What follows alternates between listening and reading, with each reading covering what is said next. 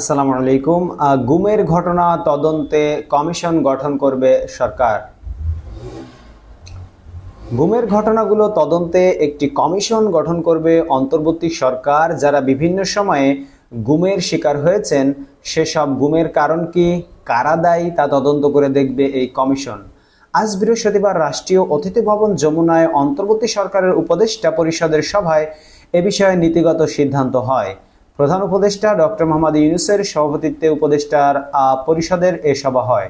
পরে যমুনার সামনে সাংবাদিকদের কাছে বৈঠকের সিদ্ধান্ত তুলে ধরেন পরিবেশ, বন ও জলবায়ু পরিবর্তন এবং পানি সম্পদ উপদেষ্টা সৈয়দা রিজওয়ানা হাসান। এ সময় তথ্য ও সম্প্রচার উপদেষ্টা মোহাম্মদ নাহিদ ইসলাম এবং যুব ও ক্রীড়া উপদেষ্টা আসিফ মাহমুদ সজীব ভুঁইয়াও বক্তব্য দেন।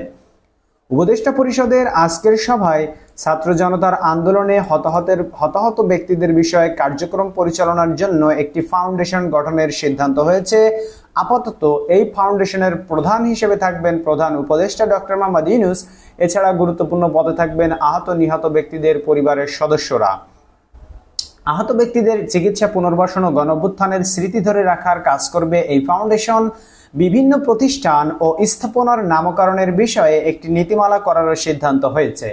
এ বিষয়ে উপদেষ্টা সৈয়দা রিজওয়ানা হাসান বলেন, যখন জনগণের টাকা ব্যয় করে কোনো প্রকল্প হয় বা স্থাপনা হয়, সেটির নাম কি নীতি অনুসরণ করে হবে সে বিষয়ে বলা থাকবে এই নীতিমালায়, যাতে এমন নাম হয় যেটি কোনোভাবেই ফ্যাসিবাদকে উস্কে দেবে না এবং তাতে জনমতের প্রতিফলন ঘটবে। এক পর্যায়ে এটিকে আইনি কাঠামোয় আনতে হবে বলে উল্লেখ করেন উপদেষ্টা। তিনি বলেন, রাজনৈতিক পট পরিবর্তনের সঙ্গে সঙ্গে নাম নিয়ে একটি বিশৃঙ্খলা সৃষ্টি হয়ে যায়, এটি যাতে না হয় সেজন্য এই নীতিমালা অনুসরণ করা হবে।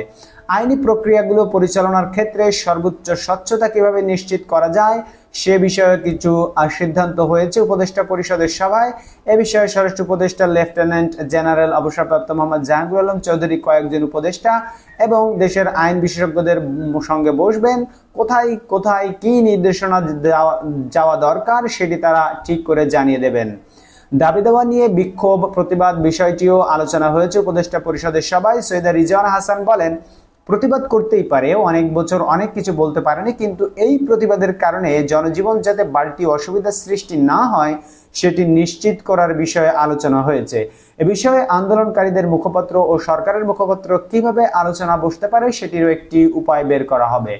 উপকূলীয় মৎস্য আহরণে বিদেশি ট্রলার যাতে ঢুকতে না পারে সেজন্য কোস্ট গার্ডকে উপকূল রক্ষা বাহিনী নির্দেশনা দেওয়া হবে বলে জানান সৈয়দা রিজওয়ানা হাসান।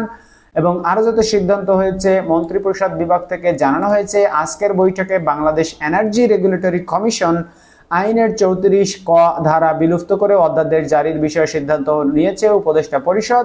এটি হলে বিদ্যুৎ উৎপাদন এবং গ্যাস সম্পদ ও পেট্রোলিয়ামজাত পদার্থের ট্রাফিক বা মূল্য নির্ধারণ হবে গণশুনানির মাধ্যমে, নির্বাহী আদেশে তা করা যাবে না। শেখ হাসিনা যুব উন্নয়ন ইনস্টিটিউট সংশোধন অধ্যাদেশের খসড়া অনুমোদন দিয়েছে উপদেষ্টা পরিষদ। শেখ হাসিনার নাম বাদ দিয়ে জাতীয় যুব উন্নয়ন ইনস্টিটিউট করার জন্য অধ্যাদেশ জারির বিষয়ে চূড়ান্ত অনুমোদন দেওয়া হয়েছে। আর সরকারি অর্থে রাষ্ট্রীয় প্রতিষ্ঠান বা স্থাপনার নামকরণের ক্ষেত্রে আইনি কাঠামো প্রণয়নের জন্য একটি কমিটি গঠন করা হবে। এই খবরটি আপনাদেরকে জানাচ্ছি প্রথম আলো সৌজন্যে। নিয়মিত আপডেট পেতে, অথেন্টিক সোর্স থেকে খবর পেতে আমাদের চ্যানেলের সাথে থাকুন, আমাদের চ্যানেলটিকে সাবস্ক্রাইব করে রাখুন এবং আমাদের ভিডিওটিতে লাইক দিতে ভুলবেন না। ধন্যবাদ সবাইকে ভিডিওটি দেখার জন্য। দেখা হবে পরবর্তী ভিডিওতে। আল্লাহ হাফেজ।